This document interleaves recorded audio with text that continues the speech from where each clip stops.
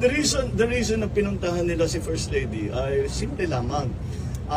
Nangailangan I think it was Chris Aquino who needed some assistance for something. What the reports did not say is that Lisa is their aunt.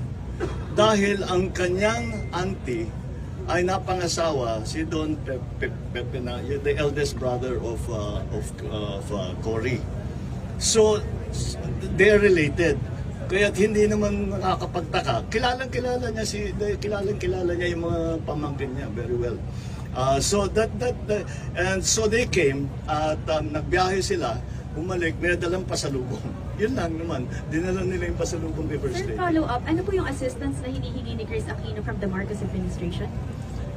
Wala nang, it's just, I think it was just to help them for their travel, for their travel arrangements.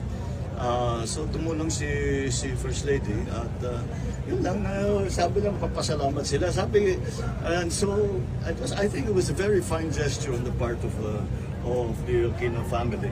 I think it was